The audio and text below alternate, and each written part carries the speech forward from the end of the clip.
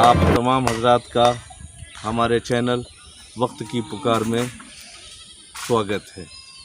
मैं साजिद हुसैन नज़्बुल आइन के साथ आइए हम विज़िट करते हैं उस इलाके का जहां 3 दिन पहले जो आंधी आई थी और उसके जद में जो मकान आए थे और कितने गरीबों के सर से जो साया और छत उजड़ चुका था, तो उसका मुआयना करते हैं। हम चलते हैं उस मकान के तरफ और मिलते हैं उन हजरात से जो इज्जत में आए।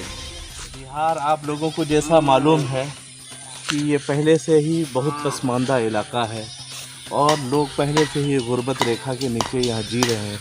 खत्ते गरीबी और खत्ते इफलास में लोगों का जीना मरना और चलना फिरना सब कुछ होता था, लेकिन जब आंधी आई तो उसने सब कुछ और हैं उन घर वालों से जिनके कच्चे मकान ये बताती है कि हालात अब भी कितने बुरे हैं। जिनके छत अब भी कच्चे हैं, जो टेन का शेड डाला हुआ है, उससे आपको पता चलेगा कि लोग यहाँ कितने कच्चे मकान में रहते हैं।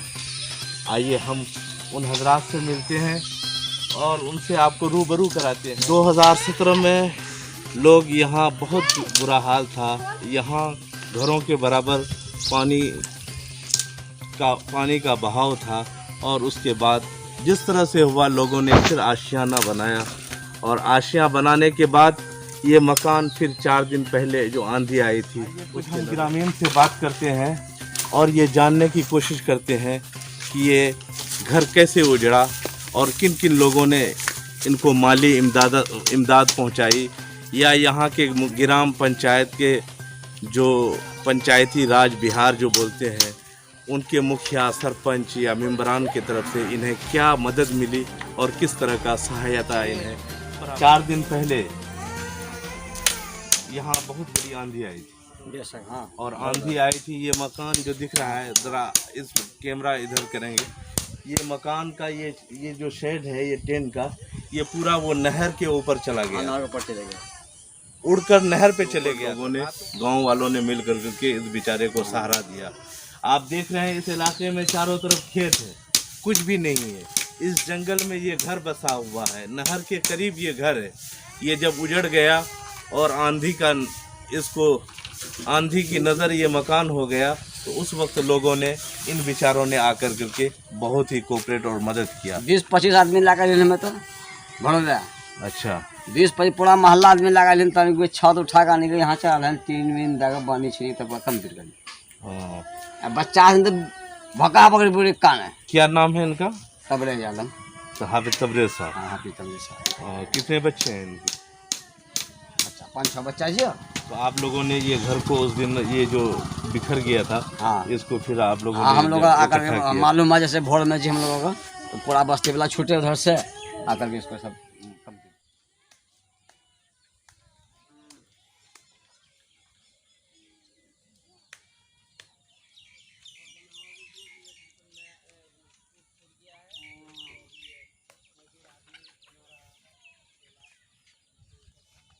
आइए इसी तरह मिलते हैं हम दूसरे घर वाले से, जो जुबैर साहब के घर से 200 मीटर की दूरी पे एक दूसरा परिवार जो उस आंधी की नज़र हो गया, इनका भी घर, इनकी भी छतें उड़ गईं, इनके भी कच्चे मकान बारिश में बिल्कुल पानी के बहाव में आ चुका था। और ये आप देख रहे हैं, ये आपके सामने ये मंजर है। और उस घर के परिवार और उनके साथ ये हमारे मेहरबान और हमारे दोस्त। क्या नाम है आपका? अख्तर। भाई अख्तर साहब, कब आए हैं यहाँ पे आप लोग? 3 साल हो गया। यानी 3 साल पहले आपका अच्छा खासा मकान था यहाँ पे? हाँ, अच्छा पड़ी रहे वो गिरे। अच्छा, तो आपने ये घर बनाया, ये उजड़ा कैसे, ये कब उजड़ा? हाँ, यार भी उजड़।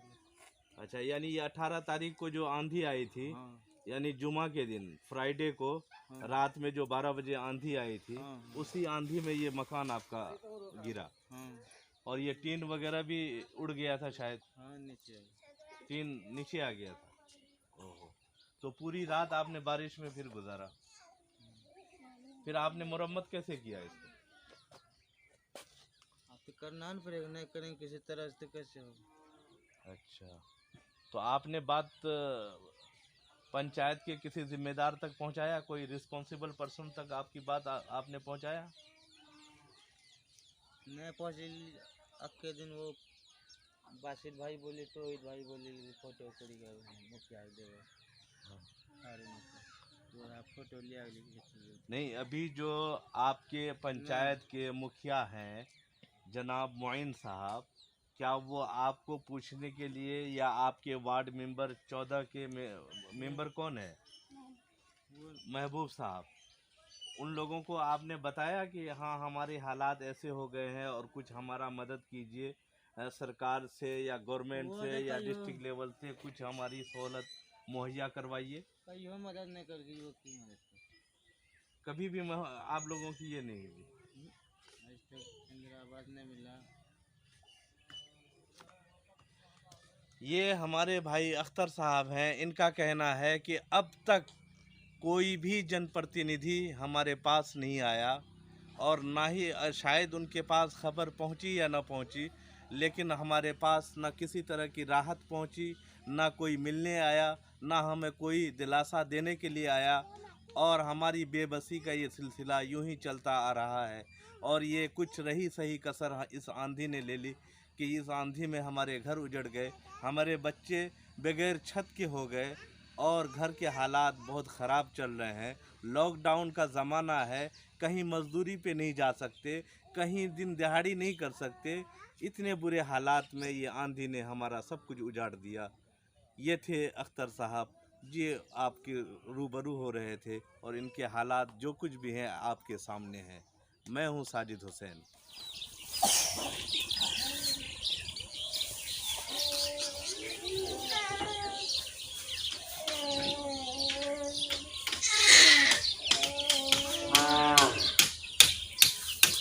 यहाँ जो ये मकान हमें खबर मिली तालिब साहब के ज़रिया से कि आपका ये मकान उड़ गया था, ये छत उड़ गई थी, ये सारा कुछ बिखर गया था, तो ये किस दिन हुआ और कैसे हुआ?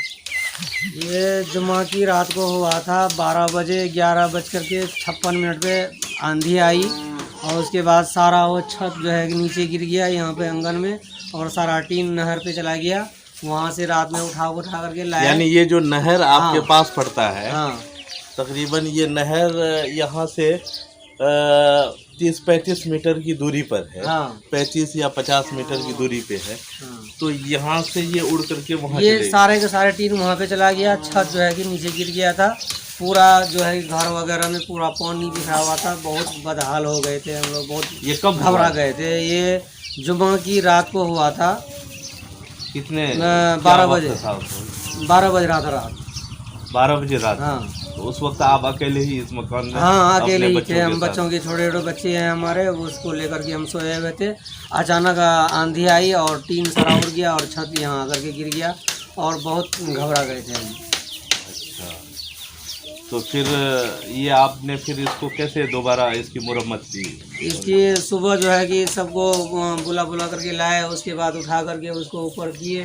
अपन 10-15-20 आदमी आए थे, उन्होंने हमारी मदद की, ऊपर ले गए। और जो अब हमारे पास पैसे भी नहीं है ये लॉकडाउन की वजह से, और हम जो है कि खेती बाड़ी भी नहीं है हमारे पास, और काफ़ी परेशानी है, जिसकी वजह से उन्होंने हमारी मदद की। और जिससे हम काम करवाए हैं वो उनको अभी मजदूरी भी नहीं दिए हम। अच्छा, और भी संपर्क किए, मेंबर ने कहा कि अभी तक कोई मतलब अलाउ नहीं आया है ब्लॉक की तरफ से जो हम आपका मदद करें या कुछ भी करें, वो देखने के लिए भी हमको नहीं आया है। जबकि हम घर पे भी जाके कहे, मुखिया के को भी संपर्क किए, मुखिया भी कोई बात नहीं बोला। यानी ये बिहार पंचायती राज की तरफ से आपको कोई भी सहायता कोई सहायता नहीं, ना ये मेंबर आया है, ना ही मुखिया आया है देखने के लिए, कोई भी। तो आपने कहा था कि एक नज़र हमारा ये टीन उड़ गया है, ये कच्चा मकान हमारा पानी से भर गया है, ये आप अपनी नज़र थोड़ा सा हम पे दौड़ा लीजिए और देख लीजिए, तो वो शायद आए भी नहीं आए। उसको मालूम भी हुआ और उन्होंने उसको फ़ोन भी किए कि आइए हमारा मकान को देख लीजिए कि किस तरह का हालात है यहाँ पर, किस तरह जो है कि घर टूट फूट गया है, टीन कहाँ है। तो उन्होंने कहा कि ठीक है आएंगे। वो अभी तक आया नहीं है। मेंबर को भी कहे, मेंबर भी कोई इस पर कोई सवाल जवाब नहीं किया। कहा कि अभी ब्लॉक बंद है, अभी कोई आदेश नहीं हुआ है, कोई आदेश आगे से नहीं है, हम कुछ भी नहीं बोलेंगे। कितने बच्चे हैं आपके? हमारे 5 बच्चे हैं और आप पांचों और बच्चे आपके छोटे छोटे लिए? हैं। आप और आपकी वाइफ और हाँ। 5 बच्चे, हाँ 5 बच्चे हैं। और ये लॉकडाउन के ज़माने में ऐसा हादसा। ऐसा हादसा हो गया। आपका नाम? हमारा नाम मोहम्मद तबरेज है। ये हैं गिराम निवासी डोरिया सोनापुर के तबरेज़ आलम साहब। ये अपनी दुख भरी कहानी सुना रहे थे कि ये जुमा फ्राइडे की रात यानी 18 तारीख को जो आंधी आई थी, उस आंधी में इनका घर कैसे उजड़ गया, फिर ये घर कैसे मुरम्मत हुई, कैसे रिपेयर हुआ, गांव वालों की कुछ मेहनत ने इनके घर को फिर बसाया, और ये बेचारे लॉकडाउन के ज़माने में बगैर किसी यारो मददगार के एक घनी आबादी से निकलकर एक जंगलात में अपने घर बनाया है इन्होंने। आपने देखा होगा कि चारों तरफ खेत हैं और वहाँ पे इन्होंने घर बनाया, और उस घर के अंदर ये इस तरह के हालात पैदा हुए। ये थे तबरेज़ आलम और इसकी कहानी सुन रहे थे। 7 बच्चे हैं। उस आंधी की रात आप इसी मकान में थे? हाँ उसी मकान में। क्या आपका कोई राहत वगैरह कुछ मिली गांव वालों की तरफ से, या फिर आपके मुखिया सरपंच की तरफ से, या फिर वार्ड मेंबर की तरफ से? कुछ नहीं, कोई आपसे मिलने भी नहीं आया? ना कोई देखने भी तो नहीं आया। देखने भी नहीं आया। क्या हुआ, क्या हुआ नहीं हुआ, देखें कम से कम।